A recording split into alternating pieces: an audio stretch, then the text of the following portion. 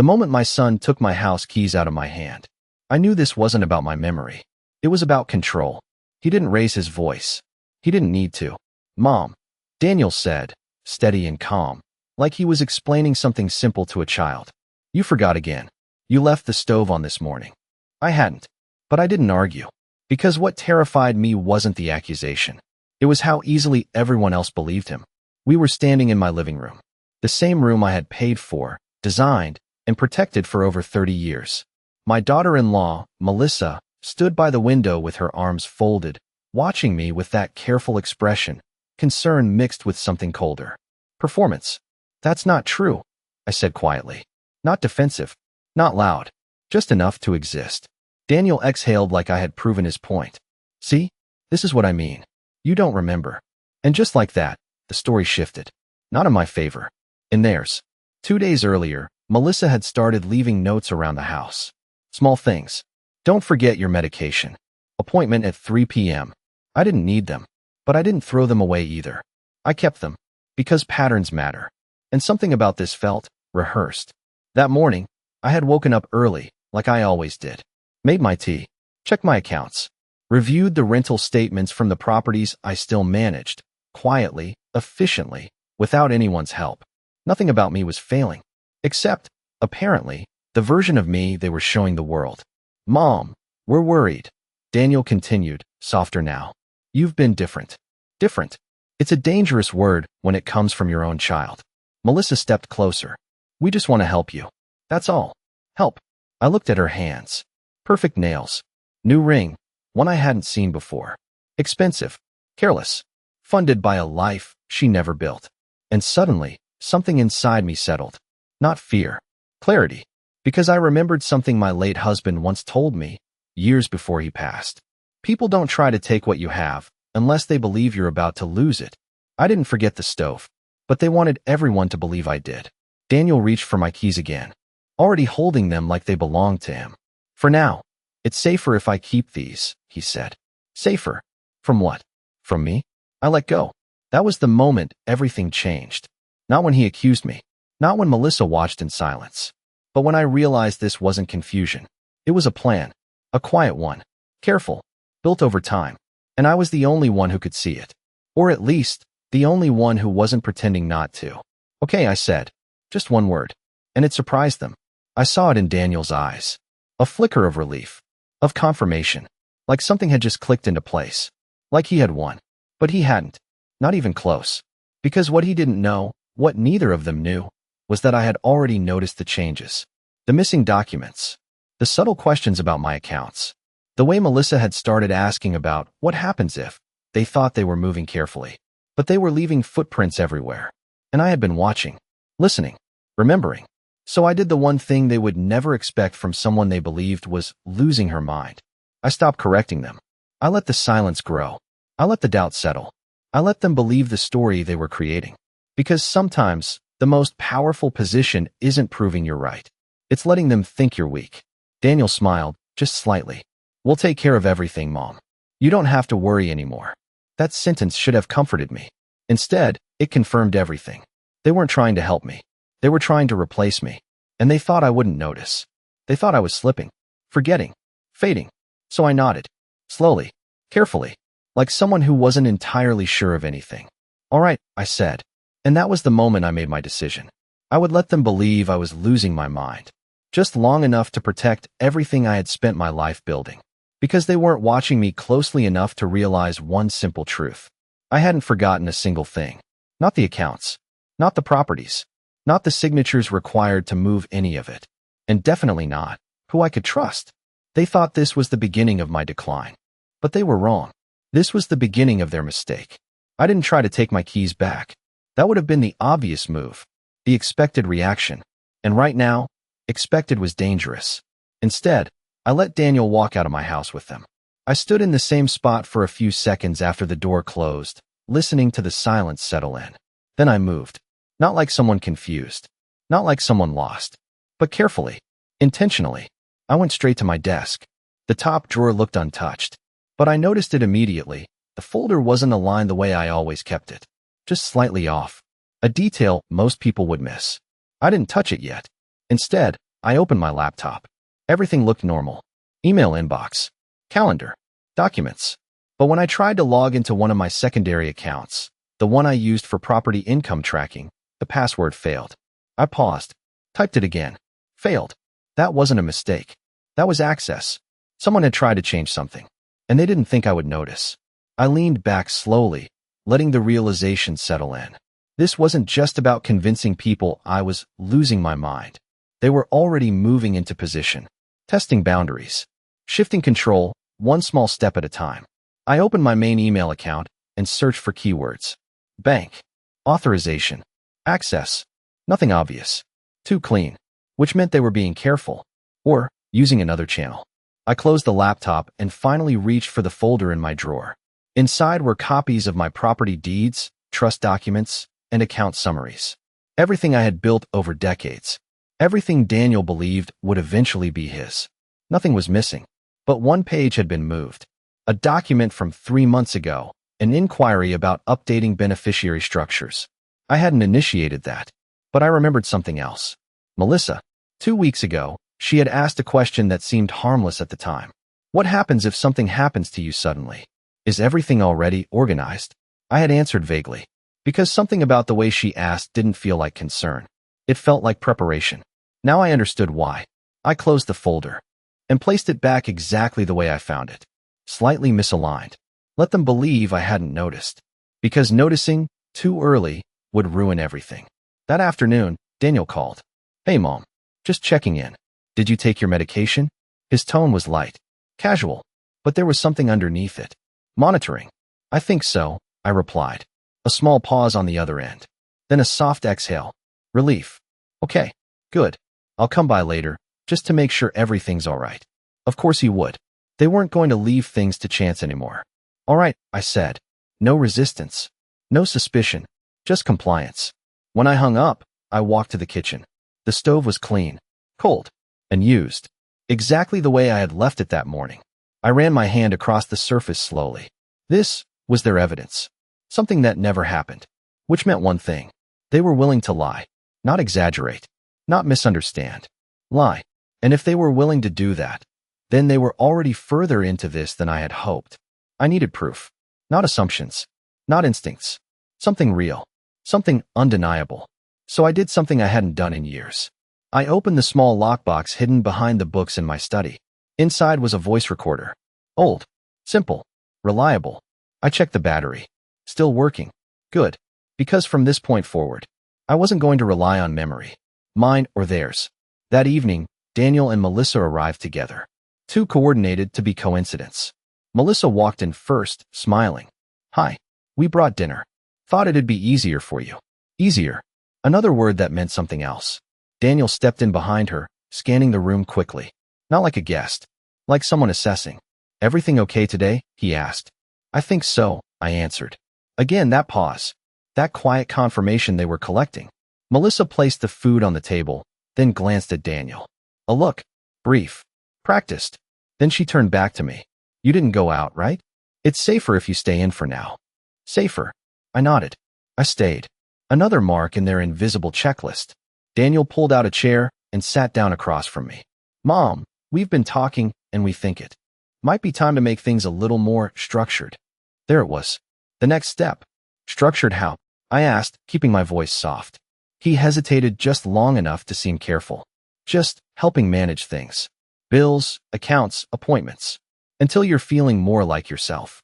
Until you're feeling more like yourself. Meaning, until I become the version they're describing. Melissa added gently, it's just temporary. Temporary control. That never stays temporary. I looked between them. At their calm expressions. At the way they had already decided this would happen. And I did exactly what they needed me to do. I didn't argue. I didn't question. I didn't push back. I just nodded. Okay, I said. And in that moment, I watched it happen. Their confidence grew. Not dramatically. Not visibly. But enough. Enough for them to believe the plan was working. Enough for them to take the next step. And that's exactly what I needed. Because they still thought they were in control. They still thought I didn't see the pattern. They still thought I was slipping. But what they didn't understand was that every move they made, I was already documenting. Every word, every lie, every shift in control. They were building a case against me. And without realizing it, they were also building mine. The next morning, the house felt different. Not quieter. Controlled. Daniel arrived earlier than usual. No call this time. Just the sound of the door unlocking, his key, not mine, and footsteps that moved like he already belonged here. "Morning, Mom," he said, stepping into the kitchen. "I picked up your medication." I hadn't asked him to. I hadn't needed to. But I nodded anyway. "Thank you." He placed the bottle on the counter, turning it so the label faced me. "You missed last night's dose," he added casually. That wasn't true. But I didn't correct him. Because this wasn't about accuracy anymore. It was about repetition. Say something enough times, and people stop questioning it. Melissa followed a few minutes later, carrying a folder. Not a purse. Not groceries. A folder. She set it down carefully, like it mattered. "We thought it might help to write things down," she said with a soft smile. "Just to keep everything organized for you." Organized. Structured. Safer. The same words, repeated in different forms. I glanced at the folder. Tabs. Labels. Printed schedules. Medication times. Appointments I didn't make. Notes I didn't need. And at the very top, a checklist. Observed behaviors. I didn't react. Not outwardly. But inside, something tightened. They weren't just telling a story anymore. They were documenting it. Daniel leaned against the counter. "It's just temporary, Mom. Until things stabilize." Things. Not me. Things. Melissa opened the folder and flipped to a page. "Yesterday, you seemed confused about the stove," she said gently, like she was helping me remember something kind. "I don't remember that," I replied. That was deliberate. A measured answer. Not denial. Not agreement. Just uncertainty. Exactly what they needed. Melissa nodded sympathetically. "That's okay. That's why we're doing this." Another note added. Another piece of their version becoming real. Daniel stepped closer. "We're also thinking it might be a good idea to have someone else involved. Just to evaluate things." There it was. The escalation. Evaluate. I asked. "A doctor," he said. "Someone who can assess where you are.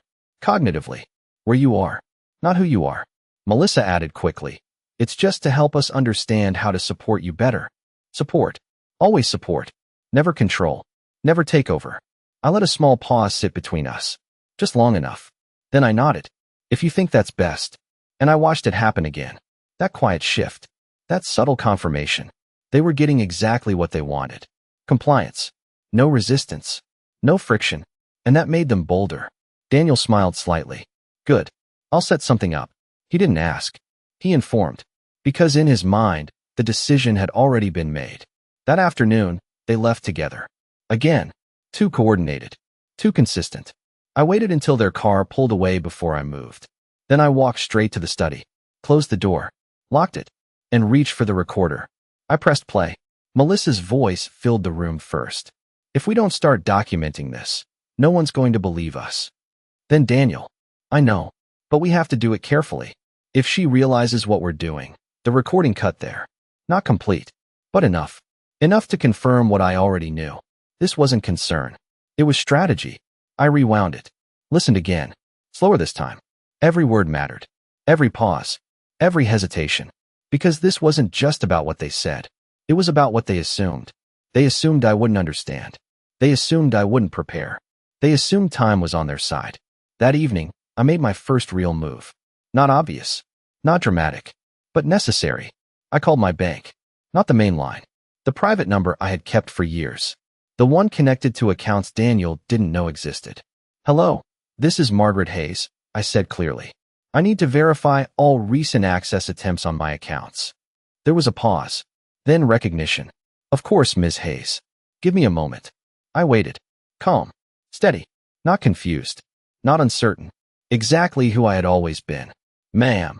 The voice returned, slightly more serious now.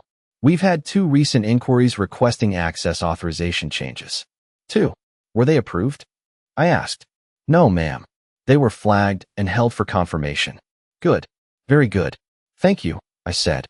"From now on, no changes are to be made without direct verbal confirmation from me." "Understood. Understood." I ended the call and sat back. 2 attempts. That meant they were already trying to move beyond observation, beyond documentation, into action. And they had failed. For now. But they wouldn't stop. Not after getting this far. Not after building this narrative. Not after convincing themselves they were right. I placed the recorder back in the lockbox and closed it carefully. Everything was aligning now. The notes, the doctor, the bank inquiries, each step leading to the same place. Legal control. And they believed I was walking straight into it. But they were wrong.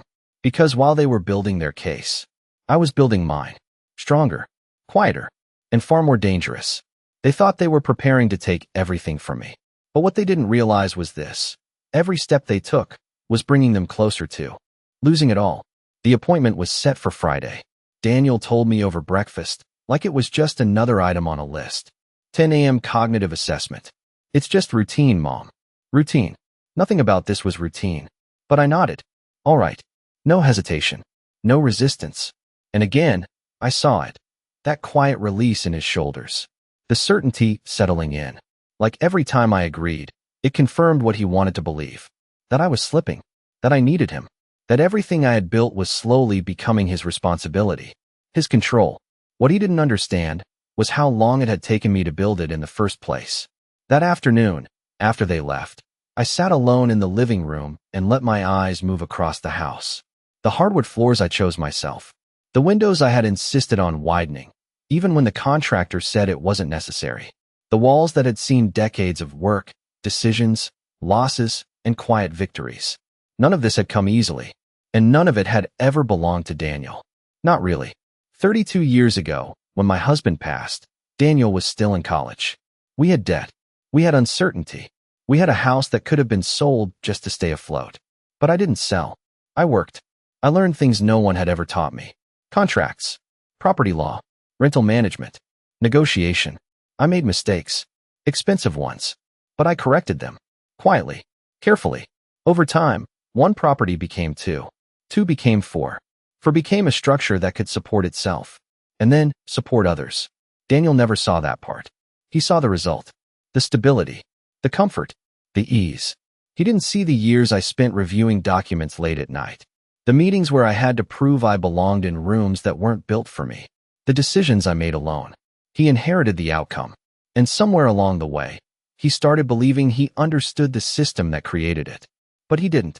Because the system wasn't just assets. It was structure, layers, protections, things I had put in place long before he ever asked a single question about what happens if. I stood up and walked to the study again, closed the door, locked it. Then I pulled out a different folder this time. Not the one in the drawer, the one behind the panel, the one no one knew about. Inside were the original trust documents, the real ones, not copies, not summaries, the structure itself. I opened to the section most people never read. Conditions, clauses, triggers. And there it was. A line I had written with my attorney years ago, after watching someone else lose everything to their own family. In the event of attempted coercion, manipulation, or misrepresentation of mental capacity by any direct beneficiary, said beneficiary will be immediately and permanently removed from all claims. Clear, unambiguous, final. At the time, it had felt like a precaution. Now it was a safeguard. Because everything Daniel and Melissa were doing, every note, every false observation, every attempt to shift control, was moving them closer to triggering that clause. And they had no idea. I closed the folder and returned it to its place. Not hidden. Protected. That evening, Daniel came by alone. Different energy. Less careful. More confident. "How are you feeling today?" he asked, setting his keys on the table like he lived here. "I'm all right," I said. He nodded, scanning the room again. Always scanning now. "We're doing the right thing, Mom," he said. "I know it might feel uncomfortable, but this is for your safety." Safety. I looked at him. Really looked. At the way he avoided holding eye contact too long. At the way his voice stayed steady, but just slightly too rehearsed. "You've been talking to someone," I said. It wasn't a question. He paused. Just for a second. Then smiled. "Just making sure we handle everything properly." Properly. Legal language. Careful wording. That confirmed it. "They told you to document everything," I said quietly. Another pause. Longer this time. Then a small shrug. "It's just standard, Mom. Nothing to worry about." Standard. Maybe for them. Not for me. But I let it go. I leaned back slightly and let my gaze soften. "You always were thorough," I added, like I was remembering something distant. He relaxed. Just a little. And that was all I needed. Because every time he relaxed, he revealed more. I'll pick you up Friday morning, he said. We'll go to the appointment together. Okay. Again, no resistance. No suspicion. Just agreement. And again, that same quiet confidence returned to him. He believed he was in control. He believed the process was working. He believed time was on his side. After he left, I sat alone for a long moment. Then I reached for the recorder. Pressed play. His voice echoed back. We're doing the right thing, Mom. I stopped it there. That sentence mattered. Because when people justify their actions like that, it means they already know something about them is wrong. I placed the recorder down and folded my hands together. Everything was moving faster now. The appointment, the documentation, the pressure, they were accelerating, which meant I had to be ready sooner than planned. Because Friday wasn't just an evaluation. It was a turning point. For them, it was the moment they believed they would prove I was no longer capable. But for me, it was something else entirely. It was the moment their story would become evidence. And once that happened, there would be no way back for them. They thought they understood what I had built. They thought it was money, property, accounts. But they were wrong. What I had built was protection, and they were about to test it. Friday came faster than I expected. Daniel arrived early again. Not rushed. Not nervous. Prepared. That was the difference now. Ready, Mom? He asked, holding the door open like he was helping me. I stood there for a second longer than necessary. Not because I was confused. Because timing matters. Give me a moment, I said, turning back toward the kitchen. I opened a drawer, then paused. Looked inside like I had forgotten what I was looking for. Then closed it slowly. A small thing. But I saw it. Daniel noticed. Good. I picked up my bag, checked it twice, then once more, letting just enough hesitation show. Not too much. Just enough to support their story. All right, I said. We left the house together. Melissa was already in the car. Again, too coordinated to be coincidence. Good morning, she said brightly. Big day. Big day. For them. Not for me. I smiled faintly. I suppose so. The drive was quiet at first. Then Daniel started filling the silence. You've been doing better this week, he said. More aware. More aware. An interesting choice of words. Melissa glanced at him, then added softly. We just want the doctor to understand everything. The changes. The patterns. Patterns. Always patterns. They needed consistency. Evidence. Something they could present. So I gave it to them. I don't always remember things the same way, I said slowly. Measured. Careful. Melissa nodded immediately. That's okay. That's exactly why we're doing this. Another confirmation. Another piece of their case. We pulled into the clinic parking lot at 9:52. 8 minutes early. Of course. Inside, everything smelled sterile. Clean. Controlled. Like a place where decisions were made about people, without those people fully understanding what was happening. Daniel checked us in. He spoke for me. Not because I couldn't, but because he assumed I shouldn't. Margaret Hayes. 10 o'clock appointment, he said, steady and confident. The receptionist glanced at me briefly, then back at him. Have a seat. The doctor will call you shortly. We sat. Melissa pulled out her folder again. The same one. She flipped through pages, organizing them, making sure everything was ready. I leaned slightly toward her. What's in there? I asked. Simple question. Soft tone. She hesitated for a fraction of a second, then smiled. Just notes. Things we've observed. To help the doctor. Observed. Documented. Prepared. I nodded slowly. That's helpful. She relaxed. Again, they needed me to accept this. To validate it. Because the moment I pushed back, their narrative would weaken. A nurse called my name. Margaret. I stood up, but not immediately. Half a second late. Just enough. Daniel stepped closer, placing a hand lightly on my arm. Careful, he said. Careful. I let him guide me. Inside the room, the doctor introduced himself. Calm. Professional. Observant. Mrs. Hayes, I'd like to ask you a few questions today. Nothing complicated. I smiled. All right. He began with simple things. Dates. Names. Short-term memory. I answered most of them correctly. But not all. Because I chose not to. What day? Is it today, he asked. I paused. Long enough. Thursday. I said. It was Friday. He made a note. Do you manage your own finances? He continued. I looked down slightly. Then back up. I used to, I said. Used to. Another note. Daniel shifted slightly in his chair. Satisfied. Melissa watched closely. Counting. Tracking. The doctor moved on. What would you do if you smelled gas in your home? I'd leave, I answered immediately. Correct. No hesitation. He nodded. Balanced. That's what they needed. Not complete failure. Just enough inconsistency. Just enough doubt. After about 20 minutes, he closed his notebook. Thank you, Mrs. Hayes. That was very helpful. Helpful? For who? We stepped outside the room. The doctor asked Daniel and Melissa to stay for a moment. Just a quick discussion, he said. Of course. Daniel looked at me. We'll be right out. I nodded, then sat down in the hallway. Alone. For the first time that morning. I reached into my bag slowly, carefully, and pressed the recorder. Because this part mattered most. Not what they said in front of me. What they said without me. Through the door, their voices were low, but clear enough. Melissa first. You can see the confusion, right? It's been getting worse. Daniel followed. She's not safe to handle things alone anymore. Especially finances. A pause. Then the doctor. Measured. Cautious.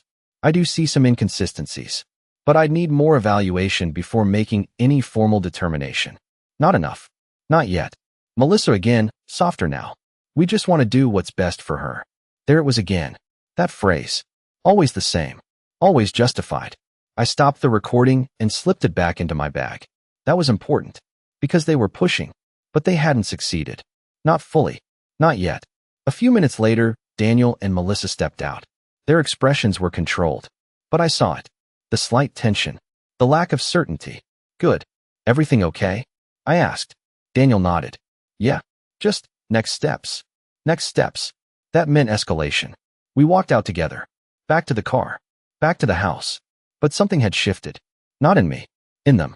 Because for the first time, their plan hadn't gone exactly the way they expected. And that made them more dangerous. More urgent. More willing to push harder. Which was exactly what I needed. Because the more they pushed, the more mistakes they would make. And the closer they would come to triggering everything I had already put in place. They thought today proved I was losing control. But they were wrong. Today proved something else. They were running out of time. And they didn't even know it. On the drive back, no one spoke. Daniel kept both hands on the wheel, eyes fixed ahead. Melissa looked out the window, her folder closed for the first time since we left the house. They hadn't gotten what they needed. Not yet. That uncertainty made them quiet. And quiet meant they were thinking. Good. Because thinking leads to pressure. And pressure leads to mistakes. When we pulled into the driveway, Daniel didn't turn off the engine right away. He sat there for a second longer than necessary. Then he said, "The doctor wants to monitor things. Maybe bring you back in a few weeks." Monitor. Delay. Not a decision. Melissa added quickly, "It's just a formality. We'll keep track of everything in the meantime." Keep track. Document. Build. I nodded. That makes sense. Again, no resistance. No conflict. Just agreement. That was the part they still didn't understand. The more I agreed, the more they revealed. Inside the house, Daniel moved with purpose. Straight to the kitchen. Then the living room. Then the study door. Closed. Locked. He paused. Just briefly. Then turned back toward me. "You've been keeping this locked more often," he said. Observation. Testing. I tilted my head slightly. Have I? Uncertainty. Soft. Believable. He watched me for a second longer. Then shrugged. Probably nothing. But it wasn't nothing. He had noticed. And that meant I had to move faster. That evening, after they left, I didn't wait. I went straight to the study, unlocked the door, and closed it behind me. No hesitation. No delay. I pulled out my phone and dialed a number I hadn't used in years. It rang once. Twice. Then a familiar voice answered. "Hayes and Carter." "This is Margaret Hayes," I said clearly. "I need to speak with Mr. Carter." A brief pause. Then recognition. "One moment, Ms. Hayes." A few seconds later, "Margaret," he said. Calm. Steady. The same voice that had helped me build everything after my husband passed. "It's been a while." "Yes," I replied. "But I need to review the structure we put in place." No explanation. No hesitation. He understood immediately. "When can you come in?" "Tomorrow morning." Done. I ended the call and sat still for a moment. Not thinking. Confirming. Everything had to be aligned now. No gaps. No assumptions. Because what Daniel and Melissa were building was only dangerous if I stayed passive. And I wasn't. The next morning, I left the house early. Before Daniel could arrive. Before Melissa could call. I didn't leave a note. I didn't inform anyone.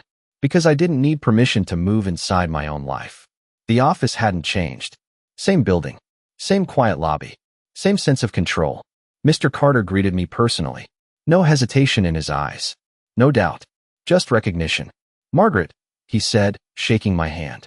"You look well." "I am," I replied. That mattered. Because this meeting wasn't about proving anything to him. It was about confirming everything for me. We sat down. I placed my folder on the table. Not the visible one. The real one. "I need to review the trust conditions," I said. "Specifically the enforcement triggers." He nodded and opened the documents. Carefully. Respectfully. "Is something happening?" he asked. "Yes," I said. "They're documenting a false decline. Attempting to establish control." He didn't interrupt. Didn't react emotionally. Just listened. Then he turned to the page. "There are 3 relevant clauses," he said. "You remember them?" "I do," I replied. "But I want to confirm how they activate." He pointed to the first. Attempted coercion or manipulation tied to financial control. Second, misrepresentation of mental capacity for gain. Third, unauthorized access attempts to protected assets. I let that settle. Then asked the only question that mattered. "And if all 3 are documented?" He looked at me directly. "Then the beneficiary is removed. Immediately. Permanently. No appeal. No reversal. No second chance." I nodded slowly. "That's what I thought." He leaned back slightly. "Do you have documentation?" "Yes." "Recordings.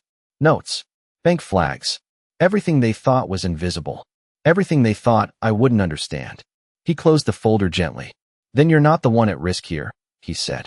"No, I wasn't." And that changed everything. "Proceed carefully," he added. "Let them continue. The stronger the pattern, the cleaner the enforcement." Cleaner. Final. I stood up. "Thank you," I said. As I left the office, I felt something I hadn't felt since this began. Not relief. Not fear. Control. Because now, it wasn't just instinct. It wasn't just suspicion. It was structure. Legal. Enforced. Waiting. When I returned home, Daniel was already there. Standing in the living room. Waiting. "Where were you?" he asked. Too quickly. Too directly. Concern mixed with something sharper. I paused at the door. Let the silence stretch just enough. Then answered simply. "I went out." No details. No explanation. His eyes narrowed slightly. "You didn't tell me." There it was. Not, "We were worried." Not, "Are you okay?" "You didn't tell me." Control slipping. I looked at him. Calm. Steady. Then softened my expression just enough. "I must have forgotten," I said. And I watched it happen. The tension in his shoulders eased. The narrative repaired itself. In his mind. She forgot. Not, she chose not to tell me. Perfect. Because that one moment confirmed everything. They weren't just trying to control my life. They believed they already were. And that belief was about to cost them everything. Because now, every condition had been set. Every line had been crossed. And all that was left was letting them go far enough to trigger it. Daniel didn't let the moment pass. He stepped closer, lowering his voice just enough to sound calm, controlled.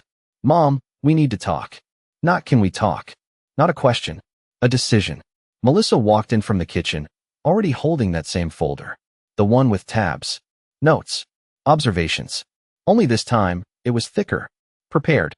"We've been thinking about what the doctor said," she began, placing the folder on the table. "And we think it's time to make things official." Official. That word mattered. I moved slowly toward the chair and sat down. Not weak. Measured. "What do you mean?" I asked.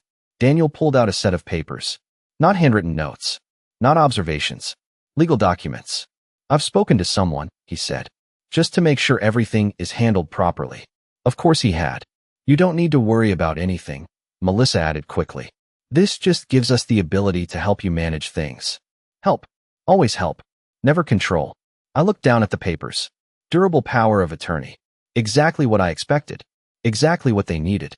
If I signed it, they wouldn't need the doctor anymore. They wouldn't need proof. They would have authority. Immediate. Legal. Complete. I let my hand hover over the document. Then pulled it back slightly.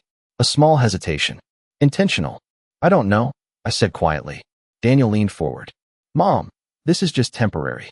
It's just so we can handle things while you're figuring things out." Figuring things out. He didn't finish the sentence. He didn't need to. Melissa softened her tone. "It's for your protection." There it was again. Protection. I looked at both of them. At how confident they had become. at how certain they were that this moment would go their way. And I gave them exactly what they expected. Doubt. I don't want to lose control, I said softly. Daniel immediately responded. You're not losing control. You're sharing it. Sharing. A better word. A more acceptable lie. I let the silence stretch. Then I nodded slowly. Okay, I said. And just like that, everything shifted. Daniel's shoulders relaxed. Melissa exhaled quietly. Relief. Victory. Too early. Good. Daniel said, sliding the document closer. We just need your signature here. He pointed to the line. Clean. Simple. Final. I picked up the pen. Held it. Then paused again. Longer this time. Just enough to make it believable. I don't remember signing something like this before, I said. Melissa leaned in. You haven't. This is new. But it's normal. Normal. Nothing about this was normal. But I nodded again. Then lowered the pen. And signed. Carefully. Slowly. Exactly where he told me to. Daniel took the document immediately, scanning it, checking the signature. Melissa smiled. That's perfect, she said. Perfect. For them. They didn't ask questions.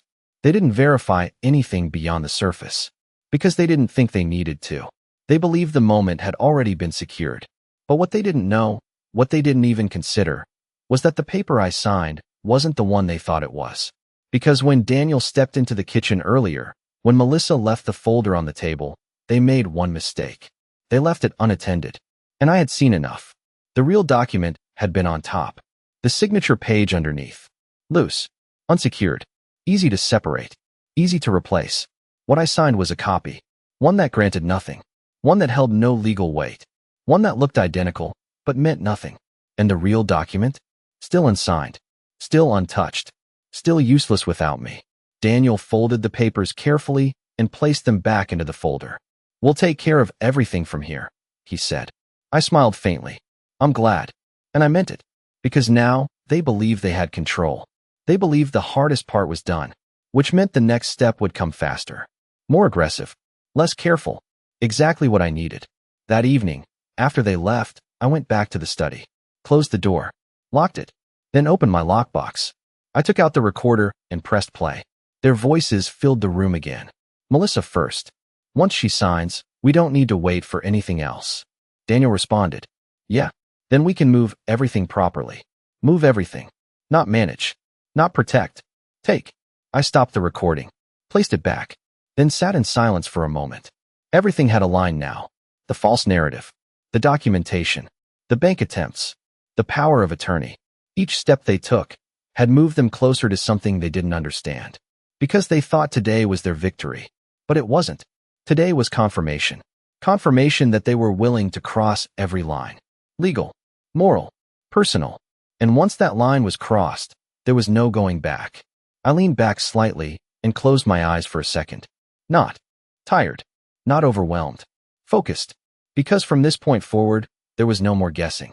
No more waiting. Only timing. They believed they had control. They believed I had given it to them. But the truth was, I had just given them enough rope to hang their entire plan. And they were about to pull it tight themselves. The next morning, Daniel didn't ask. He acted. That was the difference now. He walked into the house without knocking. Keys already in his hand. Phone pressed to his ear. Yeah, we've got authorization now, he said as he passed me in the hallway. I'll send over the documents today. Authorization. He didn't even lower his voice.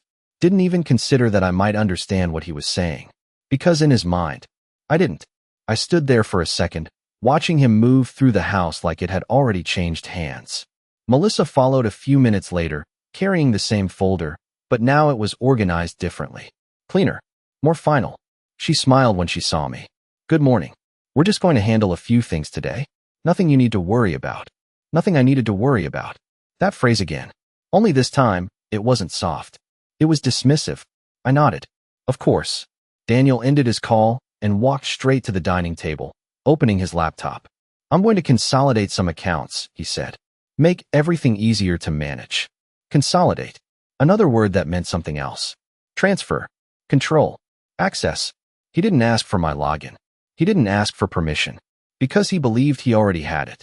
Melissa pulled out a stack of papers and started sorting them into piles.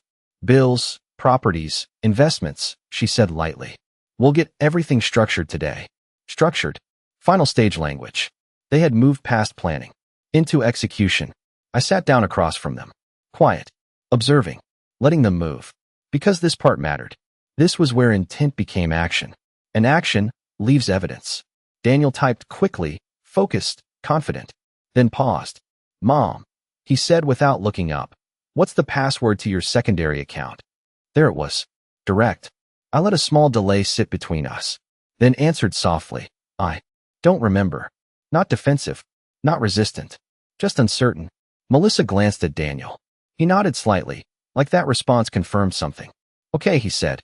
"We'll reset it." Reset. Override. He clicked through a few screens, then frowned. A small sound. But it mattered. "What is it?" Melissa asked. "It's asking for verification," he said. "A call or voice confirmation." Of course it was. Because I had already set that in place. He tried again. Same result. His fingers slowed slightly. Not enough to show concern, but enough to show friction. "We'll deal with that later," he said, closing the window. Postponed. Not solved. Melissa moved on quickly. "Let's focus on the property accounts first."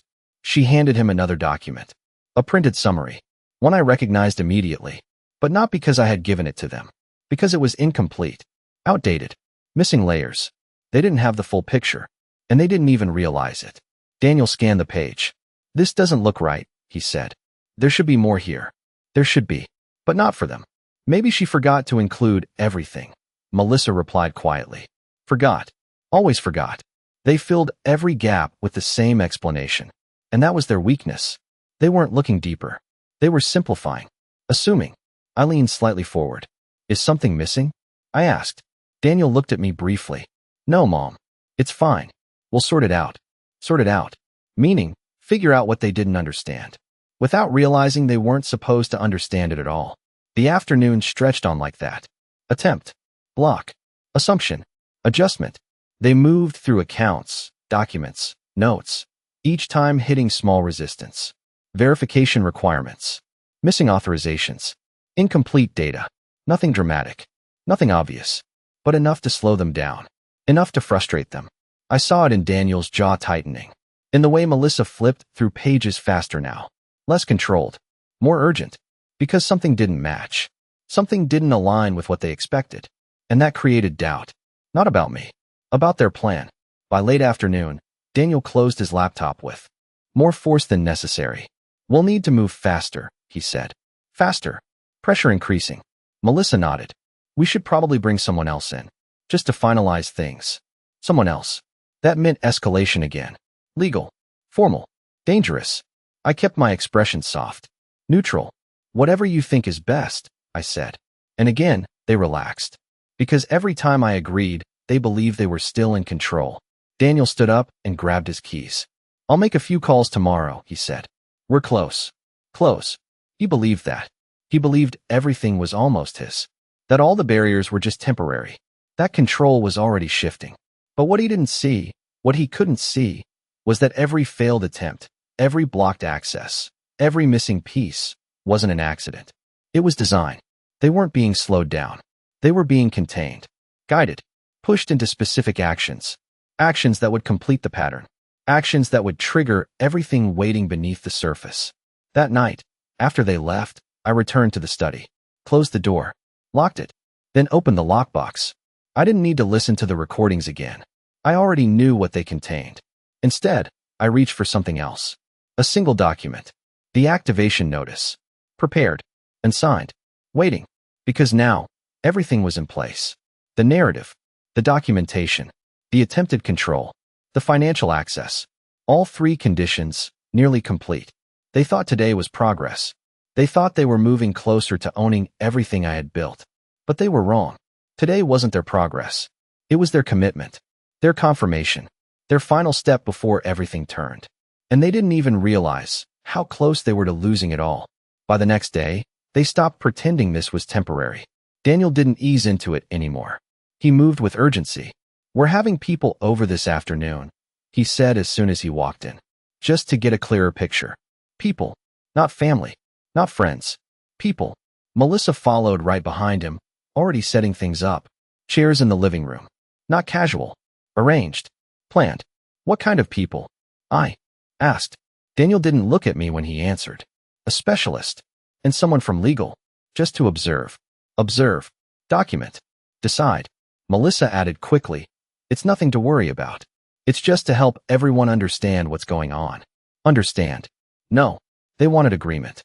Validation. Authority. I nodded slowly. All right. No resistance. Again. That was what made them comfortable. That was what made them careless. By 3 in the afternoon, the house no longer felt like mine. A man in a gray suit sat near the window. Quiet. Watching. A woman with a tablet introduced herself as a cognitive specialist. Calm voice. Neutral expression. Melissa moved between them like she was hosting something important. Daniel stood near the fireplace, arms crossed, in control. They had turned my home into a case, and they believed they were about to close it. Mrs. Hayes, the specialist said gently, we're just going to talk for a bit. Nothing formal. Nothing formal. But everything about this was formal. I sat down. Not weak. Not confused. Still, what would you like to know? I asked. She smiled slightly. Just how you've been feeling. Your memory. Your daily routine. Simple questions. But I knew what mattered wasn't what I said. It was what they had already said about me. Daniel stepped in. She's been forgetting basic things, he said. Stove incidents. Missed medication. Confusion about dates. Each statement placed carefully. Like evidence. Melissa added, we've been documenting everything. Just to make sure we're accurate. Accurate. They handed over the folder. The specialist skimmed through it. Page after page of notes. Observations. Patterns. A story. Their story. I leaned back slightly. Let my hands rest calmly in my lap. Then I spoke. I don't remember leaving the stove on, I said. Not defensive. Just clear. The specialist looked at me. That's okay. Sometimes people aren't aware of those moments. Sometimes. A soft agreement without confirming anything. Daniel pressed further. That's exactly what we're worried about. Worried. Always worried. The man in the gray suit finally spoke. And who currently manages your financial decisions, Mrs. Hayes? There it was. The real question. I paused. Just long enough. Daniel helps, I said. Helps. Not controls. Not manages. Helps. Melissa smiled faintly. But the man didn't. He wrote something down. Carefully. Because words matter. And helps wasn't the same as authority. The specialist continued. Have you signed any documents recently to give him that authority? Daniel answered before I could. Yes. Power of attorney. Just yesterday. Confident. Certain. Final. I turned my head slightly toward him. Slowly. Then back to her. I signed something, I said. I'm not sure what it was. Uncertainty. Again. But controlled. Measured. The specialist nodded, making another note. The man in the suit looked up. Do you have a copy of that document? He asked Daniel. Daniel reached for the folder immediately and pulled it out. This is it, he said, placing it on the table. The man took it, opened it, reviewed it. Silence filled the room, longer than expected. Then he frowned. Slightly. Where was this notarized? He asked. Daniel hesitated. Just for a second. It hasn't been yet, he said. The man nodded slowly. And who prepared this? A colleague, Daniel replied. Not a law firm. Not formal. Not verified. The man closed the document. Carefully. Then looked at Daniel directly. This doesn't grant you any legal authority. The room shifted. Not dramatically, but enough. Melissa straightened slightly. What do you mean? It means, he said calmly, that without proper execution, this document is not valid. You do not currently have control over her assets. Control. Denied. Daniel's confidence cracked, just slightly. But she signed it, he insisted. The man didn't react. That's not enough. Silence. Heavy now? Real. The specialist glanced between them, then back at me. Mrs. Hayes, she said gently. Do you feel comfortable with your current situation? I looked at her, then at Daniel, then at Melissa, and I answered carefully. I feel watched, I said. Not afraid. Not confused. Watched. The word landed. Because it wasn't about memory. It was about control. The man in the suit wrote something else down. Slower this time. More deliberate. Daniel stepped forward. We're just trying to help her. The same line. Again. But it sounded different now. Less certain. Less convincing. Because for the first time, someone else was listening. Not as family. Not as support. But as evaluation. And the story they had built was starting to show cracks. Melissa closed the folder quickly. Maybe we should continue this later, she said. Too fast. Too defensive. The moment was slipping, and they knew it. Within minutes, the meeting ended. Shorter than they planned. Less conclusive than they expected. The specialist left politely. The man in the suit gave Daniel a final look. Measured. Unreadable. Then walked out. The door closed, and the house went quiet again. Daniel stood still for a moment, then turned to me. What was that? He asked. Not calm anymore. Not controlled. What was what? I replied softly. He ran a hand through his hair. You didn't answer properly. You made it sound like what? I asked. He stopped, because he couldn't say it. Not without exposing everything. Melissa stepped in. It's okay. We'll fix this. We just need to handle it differently. Fix this. Adjust the plan. Try again. But they couldn't see it yet. They couldn't see that something had already shifted. Because today was the first time their control had been questioned. Not by me. By someone else. And that mattered. Because now, it wasn't just their narrative. It was evidence. And once that line is crossed, it doesn't go back. They thought today would prove I was losing control. But instead, it proved something else entirely. They didn't have it. And they were about to find out. What happens when you try to take something that was never yours to begin with? After the door closed, no one moved. Daniel stood near the table, staring at the folder like it had betrayed him. Melissa was already gathering the papers, faster than before, less precise. Control was slipping, and they felt it. This isn't over, Daniel said finally. Not to me. To himself. Of course it wasn't. Plans like theirs don't stop after one setback. They adapt. They push harder. And that was exactly what I needed. Melissa straightened up and forced her voice back into something softer. We just need to do this properly, she said. Through the right channels. Right channels. That meant legal, formal, binding. Daniel nodded. We'll get a real attorney. Get the documents done correctly. Correctly. So this time it would work. I stayed quiet. Watched. Because this was the moment they crossed the final line. The moment their intention became undeniable. That evening, Daniel made calls in the living room. He didn't bother leaving the house. He didn't lower his voice. Yeah, we need a conservatorship evaluation, he said into the phone. There's clear cognitive decline, and we've already started documentation. Conservatorship. There it was. The word they had been building toward. Not helping. Not managing. Taking full legal control. I didn't react. Didn't interrupt. I just listened. Because hearing it mattered. Proving it mattered more. Melissa joined him halfway through the call. Make sure they understand the urgency, she whispered. We can't let this drag out. Urgency. Pressure. Acceleration. Everything was moving faster now. And faster meant risk. For them. When the call ended, Daniel turned toward me. Mom, we're going to have another evaluation. This time more formal. More formal. More aggressive. I nodded slowly. If that's what you think is best. Again, agreement. Again, compliance. And again, they relaxed. Because they still believed the same thing. That I didn't understand what they were doing. That I didn't see where this was going. That I didn't have the ability to stop it. They were wrong on all three. The next morning, I made my move. Not in front of them. Not with confrontation. But quietly. Precisely. I called Mr. Carter again. They're moving toward conservatorship, I said. I have recordings. Documentation. Witnesses from yesterday. There was no hesitation in his response. Then it's time, he said. We initiate enforcement. Initiate. That word mattered. Because everything until now had been preparation. This was action. I want it done cleanly, I added. No ambiguity. It will be, he said. We'll file notice and trigger the clauses. They won't see it coming. Of course they wouldn't. Because they were still focused on control, not consequences. By midday, everything was set in motion. Legal filings, notifications, activation, all based on what they had already done. Not assumptions, not accusations, evidence. That afternoon, Daniel returned with a different energy. Less controlled, more urgent. They're scheduling the evaluation for next week, he said. We need to prepare. Prepare. For what he thought would be the final step.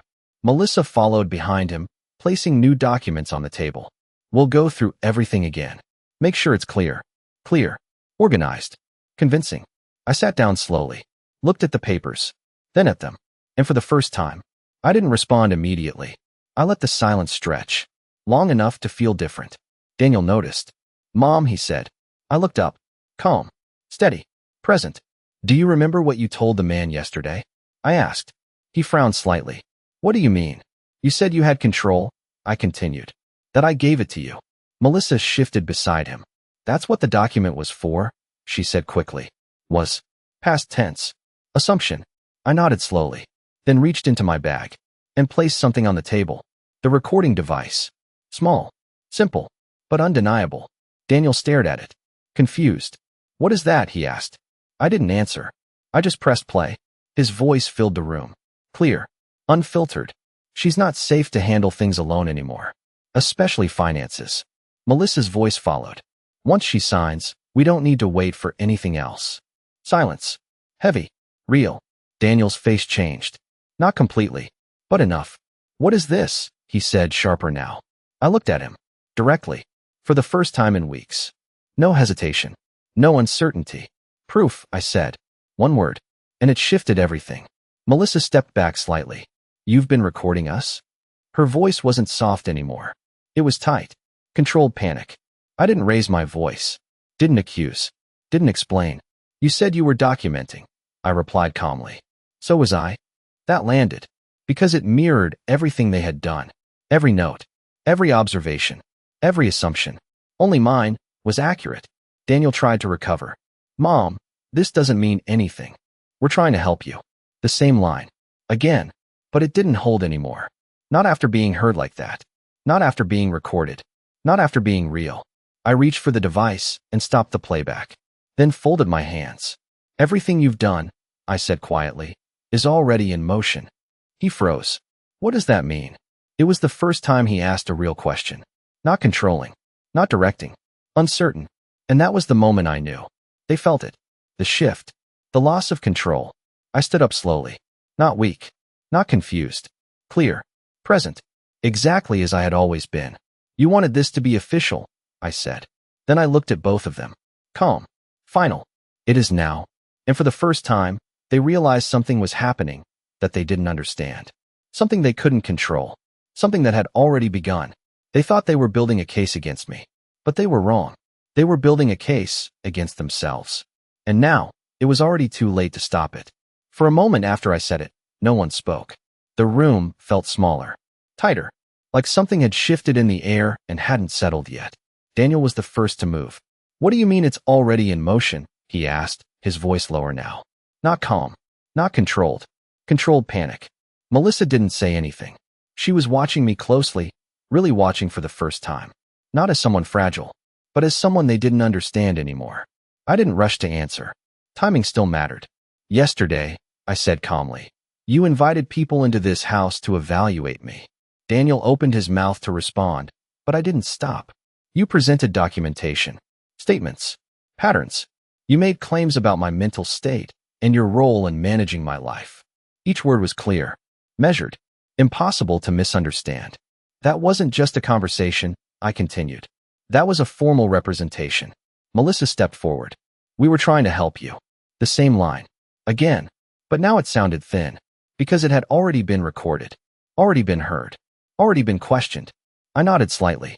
I know that's what you said. Then I let the next part land. But what you did triggered something else. Daniel's expression changed. Not confusion anymore. Concern. Real concern. What did you do? He asked. I held his gaze. I didn't do anything new, I said. I followed the structure that's always been in place. Structure. That word mattered. Because it wasn't emotional. It wasn't reactive. It was intentional. Melissa shook her head slightly. What structure? I reached into my bag again. This time, not for the recorder. For a single document. Sealed. Stamped. Delivered earlier that morning. I placed it on the table. Neither of them touched it right away. Open it, I said. Daniel hesitated. Then reached for it. Slower than before. Careful now. He broke the seal and unfolded the paper. His eyes moved quickly at first. Then slowed. Then stopped. What is this? He asked. But his voice had already changed. He knew. Not fully. But enough. Melissa stepped closer, reading over his shoulder. Her expression shifted faster. Shock. Then disbelief. Then something closer to fear. This doesn't make sense, she said quickly. This says, it says exactly what it means, I replied. Daniel looked up at me. You're removing me, he said. Not angry. Not yet. Stunned. Effective immediately, I said. No hesitation. No softness. based on documented attempts to establish control through misrepresentation of my mental capacity and unauthorized financial access. I didn't raise my voice. I didn't need to. The language spoke for itself. Melissa stepped back. That's not true. We didn't. You documented it yourselves, I said. That stopped her. Because it was true. Every note, every claim, every statement they had made was part of it now. Daniel shook his head. This is ridiculous. You can't just— I already did, I said. Again calm. Again final. The filings were submitted this morning. The accounts have been locked. The properties have been secured under the original trust conditions. Each word landed heavier than the last. Any further attempt to access or transfer assets will be flagged and reviewed. Daniel's grip tightened on the paper. You're serious, he said. It wasn't a question. No, I replied. Then I paused. Just long enough. I'm precise. Silence again. But this time different. Not confusion. Not tension. Collapse. Melissa tried one last time. We were trying to protect you. I looked at her. Really looked. And for the first time, I didn't soften anything. You were trying to replace me, I said. No anger. Just truth. Daniel stepped forward. Mom, listen, this got out of hand, okay? We were just planning. I finished for him. He stopped. Because he couldn't deny it. Not now. Not after everything had been said. Recorded. Written. Filed. You said I wasn't safe, I continued. You said I couldn't manage my own life. He looked away. You said it more than once, I added. Melissa didn't speak. She couldn't. Because she had said it too. More carefully. More quietly. But just as clearly. I let the silence stretch. Then I said the only thing that mattered. You crossed the line that was set years ago. Daniel looked back at me. What line? I held his gaze. The one that protects everything I built from people who think they deserve it. That landed. Because it wasn't about the money. Or the house. Or the accounts. It was about entitlement. Assumption. Control. Daniel exhaled slowly, running a hand through his hair. What happens now, he asked. Not demanding. Not controlling. Asking. For the first time. And that was the answer. Everything had shifted. You don't have access, I said. Not now? Not later. Melissa's voice was barely above a whisper. Permanently. I nodded. Yes. No explanation. No negotiation. No reversal. Daniel looked down at the paper again. Then back at me. And for the first time, he didn't look confident. He didn't look in control. He looked like someone who had just realized he had lost something he never truly understood. This isn't how it was supposed to go, he said quietly. I believed him. Because in his version, I was supposed to fade. Forget. Give in. Not respond. Not prepare. Not act. But that version of me never existed. They created it. They believed it. And now, they were facing the reality of what happens when you build a plan on the wrong assumption. I picked up the document from the table and placed it back in my bag. Then I stood. Not slowly this time. Not uncertain. Clear. Steady. Done. You wanted this to be official, I said. Then I looked at both of them one last time. It is. And there was nothing left for them to say. Because everything that mattered had already been decided. And everything they thought they controlled was already gone. After that day, the house became quiet again. Not the kind of silence that feels empty. The kind that feels settled. Daniel didn't come back the next morning. Or the morning after that. Melissa didn't call. No messages. No attempts to explain. Because there was nothing left to explain. Everything had already been said. And more importantly, everything had already been decided. The legal notices were delivered within 48 hours. Formal. Clear. Unavoidable. Daniel was removed from every structure that mattered. Trust access, revoked. Financial authority, terminated. Future claims, void. Not gradually. Not conditionally. Immediately. Exactly the way it was written years ago. I didn't have to argue. I didn't have to defend myself. I didn't even have to raise my voice. Because the system I built did that for me. A week later, I received a call. Not from Daniel. From his number. But it wasn't him speaking at first. It was silence. Then a breath. Then finally, Mom. His voice sounded different. Not controlled. Not confident. Uncertain. I didn't think it would go this far, he said. I let the silence sit between us. Because that sentence mattered. Not for what it said, but for what it revealed. He hadn't expected consequences. I know, I replied. Simple. Honest. No anger. Just truth. We were just trying to help, he added. The same line. One last time. But now it sounded smaller. Like even he didn't fully believe it anymore. I didn't challenge it. I didn't repeat what I already knew. Instead, I asked the only question that mattered. Help who? He didn't answer. Because he couldn't. Because the answer would have changed everything. After a few seconds, he spoke again. I made a mistake, he said quietly. Yes, he did. But not the kind that could be undone with an apology. Because this wasn't a moment. It was a pattern. Built. Repeated. Confirmed. And then, enforced. I hope you understand, he continued. I wasn't trying to hurt you. That part, I believed. Not because it excused anything, but because it explained it. He didn't see it as harm. He saw it as justification. Control disguised as care. And that's what made it dangerous. I understand, I said. And I meant it. Because understanding doesn't require agreement. And it doesn't remove consequences. The line went quiet again. Then, is there any way to fix this? He asked. That question came too late. But it still mattered. Because it meant he finally saw something he hadn't before. Not the money. Not the properties. But the loss. I took a breath. Slow. Steady. Then answered. Some things don't get fixed, I said. No anger. No blame. Just clarity. They get learned from. Another pause. Longer this time. Then the line disconnected. No goodbye. No argument. Just silence. And that was enough. That afternoon, I walked through the house again. The same rooms. The same walls. But something had changed. Not outside. Inside. Because this place was never just about what I owned. It was about what I protected. What I built. What I refused to let be taken without understanding its value. I stopped in the study. Opened the drawer. Then the panel. Then the folder. Everything was still there. Exactly where it belonged. Not because no one tried to take it. But because I made sure they couldn't. I closed the folder and sat down for a moment. Thinking. Not about what happened. But about what remained. Because in the end, this was never just about proving I wasn't losing my mind. It was about something deeper.